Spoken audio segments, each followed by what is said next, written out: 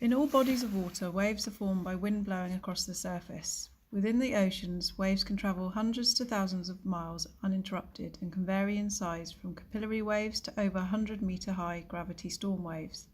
Waves are often described as being very stochastic, meaning they are incredibly random in their height, duration, and shape. Waves are formed from distant winds blowing along the surface of the water in lakes and out to sea. There are 5 factors which influence the generation of waves. Wind speed. For the generation of waves, the wind needs to be travelling faster than the crest of the wave so that the energy is transferred. Fetch is the distance of which wind can travel along open water without a change in direction. Area of fetch. This is the area of open water which is affected by the fetch at a right angle to the distance. Wind duration is how the wind is blowing across the water surface. Water depth. All these factors play a role in the generation of wave size, speed, and structure. The propagation of waves is a long process, starting with the generation of the capillary waves. Wave propagation is the multiplying and succession of waves. As the wind blows along the surface of the oceans, capillary waves appear on the surface but die off quickly if the wind were to stop. The force that allows the waves to propagate out to sea is the surface tension of the water surface. Waves which are formed out to sea are larger, irregular in motion, and formed from a prolonged wind. Waves out to sea last much longer even after the wind subsides, with the only restoring force of wave being gravity. As waves propagate from each other, they will split up into groups called swells. In fluid dynamics, parcels are a small amount of the fluid which can be identified throughout the history of the wave whilst moving with the wave. As a wave travels through the water, parcels near the surface of the wave move in circular orbits. These are referred to as wave orbitals. This motion causes the wave to have a rolling curve or trichoid shape, with a sharper curve upwards. The wave equation is an important equation when working out the description of the wave as it occurs. This is the equation down below. T equals period of time, y equals vertical height, x equals horizontal height, and the lambda symbol equals wavelength.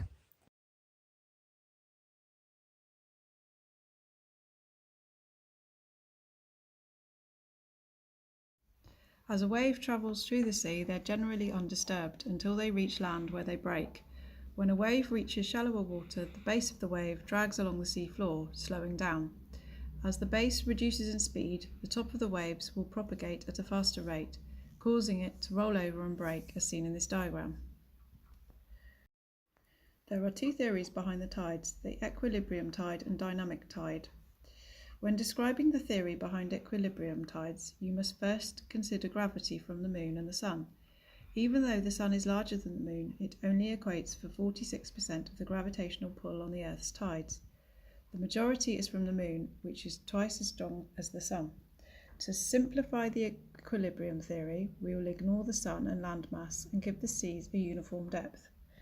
If we plot A, the ocean facing the Moon, B, the Earth, and C, the ocean facing away from the Moon, all the points on the Earth are being attracted by the Moon, but the further they are from the Moon, the weaker the gravitational pull. If we move the point of reference to the end of the arrows, this creates the tidal bulges. The Earth rotates through these bulges every 24 hours, and the Moon orbits around the Earth every 28 days, making the tidal bulges stronger. If we assume the Moon is in a fixed position, the tides will return to the same spots every day. However, the Moon does rotate around the Earth. The Earth also rotates 50 minutes longer every day, making high tide 50 minutes later. According to our first model, we had only 3 points of reference, no landmass, and a uniform sea depth. But the Earth is not like this in reality. This would mean that the Mediterranean would have a tidal range similar to the Atlantic Ocean, which of course it doesn't. This is where it becomes more complex. The centrifugal force applied on the Earth is the same strength as the gravitational forces applied by the Moon and Sun. The centrifugal force is caused by the Earth spinning on its axis. The Moon and the Earth are locked in a rotational orbit around a fixed point. Because the Earth is larger in mass than the Moon, the centre of force around 2/3 from the core of the Earth. The joint spin of the Earth and Moon creates the centrifugal force which acts on the tides. Due to these factors, the tidal bulges are formed. This is how equilibrium tides work, but this theory alone will not explain the different tides across the world's oceans. For example, if we look at Den Helder and Harlingen, two cities in the Netherlands, they're separated by 31 miles of the same ocean, but when Harlingen has low tide, Den Helder experiences high tide, and when high tide is arriving in Harlingen, it is still high tide in Den Helder. This phenomenon can be explained by the dynamic theory. As the moon orbits around the Earth, the gravitational bulges are pulled around the oceans with it. If it was straightforward, this would cause a high tide on one side of the ocean and a low tide on the other, but it is not. We must factor in the Coriolis effect, wave depth and speed. As the Earth spins around on its axis, this creates a rotational movement called the Coriolis effect. In the northern hemisphere, the Coriolis effect deflects and makes the tidal wave rotate to the right, and in the southern hemisphere it spins to the left. Taking this into account, this means that tidal waves do not travel back and forth in straight lines across the oceans, but in circular motion, just as wine would if you were to swill it around in a glass. Because of the Coriolis effect, there are parts of the wave which experience no movement because they're in the centre of the wave. These are called amphidromic points. Amphidromic points are individual tides that are broken up mostly due to water depth and wave speed. The Pacific is the largest ocean in the world and has 5 amphidromic points. The much smaller North Sea has 3. Tides are the largest form of visible waves. They have a maximum speed. If they were to exceed this, they would break up into small waves, creating more amphidromic points in the oceans. To calculate the maximum speed, we need to know the water depth, the Earth's gravitational pull, and wave depth, whether it's shallow or deep water wave. To work out if a wave is a deep water or shallow water wave, we need to divide the wavelength by 20 and compare it to the ocean's depth. We know the Earth's circumference is 40,000 kilometres, allowing us to work out what the tidal wavelength is, and it's shown to be half of that, so 20,000 kilometres. With this we can work out what a shallow water and a deep water wave are. 20,000 divided by 20 equals 1,000, so anything which is shallower than 1,000 kilometres deep is a shallow wave, and vice versa. As the deepest part of our ocean is only 11 kilometres, this means that all tidal waves are only 1% of the load depth, making them all shallower water waves. Now we need to work out the speed limit of a wave before it breaks up. This equation is Earth's gravity times ocean depth equals speed limit squared. As we know, the Earth's gravity is 9.81 metres squared, and the average ocean's depth is about 4,000 metres deep. So if we multiply these together, we get 198 metres per second. This is where it starts to get more complex. On the equator, a wave needs to travel at 1,600 kilometers per hour to stay together, but this exceeds the maximum wave speed, thus causing the waves to break up. The shallower the water, the more breakups there are, which explains the North Sea having 3 and the whole Pacific only having 5 amphidromic points. We can see Den Helder is influenced by 2 tides and Harlingen by only 1 much larger tide. Whilst Den Helder is at high tide, Harlingen's tide is low. As Den Helder's high tide is leaving and travelling to the British coastline, Harlingen's high tide is coming in, keeping the tide high in Den Helder as the water is being increased in Harlingen. Surface currents are formed due to wind blowing across the surface of the water, creating friction and dragging the water along with it. The surface currents equate with the top 10% layer of the oceans. The other 90% are the deep water currents. Near the shore, the surface currents are effectively being driven back and forth by winds and tides. Meanwhile, in the open ocean, surface currents are being driven by the wind, creating friction. Even though the surface and deep water currents are caused by different factors in the open seas, they do not affect each other.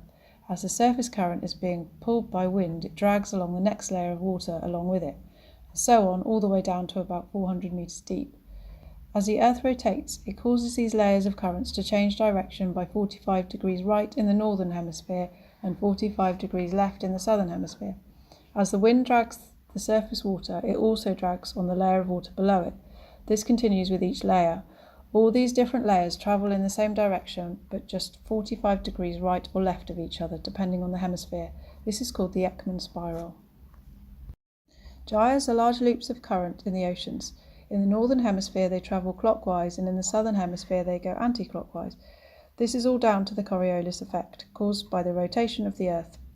If the Earth were to stop rotating, the ocean's current would travel back and forth from low pressure at the equator to high pressure at the poles.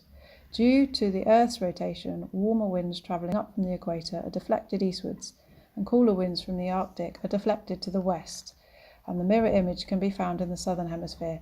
This is all down to the Coriolis effects. Formation of the ocean's gyres helps to transport warm and cold waters around the world. Unlike surface currents, the deep water currents are driven primarily by density gradients. As warmer water travels to the poles, it cools, packing the water molecules tighter together, making them denser. There is a much higher salinity in the water at the poles. This is down to ice crystals forming and leaving behind the salt in solution, which becomes more concentrated. As the salinity increases, the water becomes denser and sinks and is replaced with warmer water. This is called the thermohaline circulation current, also known as the global conveyor belt. Spots in the oceans where the global conveyor belt takes place are the North Atlantic deep water in Greenland and the Antarctic bottom water formed off Antarctica. These two cold water currents both sink down and spread out horizontally across the sea floor. They mix together around Antarctica and then travel into the deep Indian Ocean and deep Pacific Ocean, where the water warms up and begins to rise to the surface. It takes the average water molecule 1,000 years to travel around the whole global belt, but due to climate change and rising sea levels, the global conveyor belt is slowing down, which is causing increasing extreme weather conditions around the world. Winds, tides and currents all interact with each other and part rely on one or both forces to help as a driving force. In the southern oceans and around the world, carbon dioxide is very soluble and easily absorbed into water due to it being extremely cold, increasing carbon sequestration and helping to transport CO2 around the globe. Due to the rotation of the Earth, as the wind blows, it is deflected west to east, creating currents driving the water away from Antarctica, acting as one of the main driving forces for the ocean conveyor belt.